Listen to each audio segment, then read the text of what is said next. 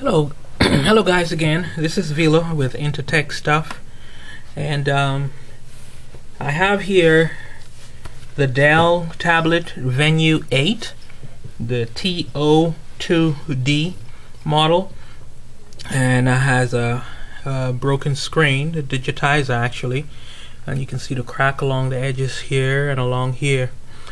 What I've done is I've been searching online to find if I could find a tutorial on how to remove it, but was unable to find any.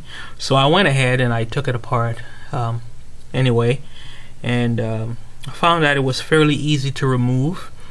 The sides are snapped into place just like any other tablet, like the Galaxy tabs are the same, where you would use a spudger tool like this, similar to this, to remove it. And along the side, since this is already disassembled, I'm just kind of demonstrating just along the sides here, and to pry along the sides to get the cover off. Now once that has been removed, you can take the cover off, the back cover. Once that is removed, and then you have this here. And once this is removed, the battery and everything would still be in place. Well, the battery came out with it, but the battery is fairly easy to remove. It does have a double-sided tape that holds the battery. You'll see the strips, one here and one along here, but that is all that it has, and the battery just sits in here, and it's fairly easy to remove. Once it's disconnected from here, the battery can just be lifted right out of place. The main board itself, or the motherboard itself, doesn't have any screws that holds it into place. Now, something I neglected to mention. Now, prior to removing the cover, what you will find is once this back cover is removed, this is what will be in place with the battery in place. I'm going all out of steps here. This is what will be in place here. Okay, this is the cover that would hold everything together, and the main back cover fits over this. Now once this is removed, this is what you have here. Now this here is held in place with 14 screws. There you will see the screws.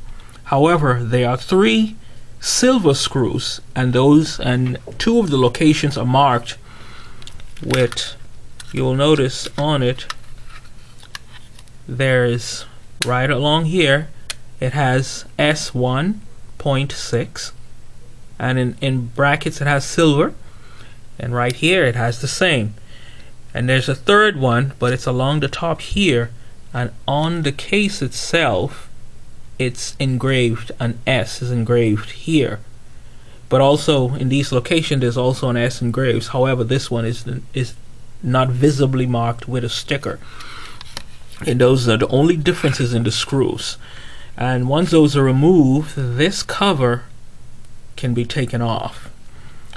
Now once that cover is taken off, you can remove your battery, and the battery is removed. Now there's only the speaker connector that is right here, and then you have your screen, your LCD screen connector, which is right here. Now your LCD digitizer, the digitizer itself, this one was already damaged when I took it off. Well, when I took it off it got damaged. It comes from the front and it connects onto the board right here, right into this, onto right here. Once this is lifted, there's double-sided tape that holds this in place onto the board right into here. And once that is removed, you can take your digitizer off.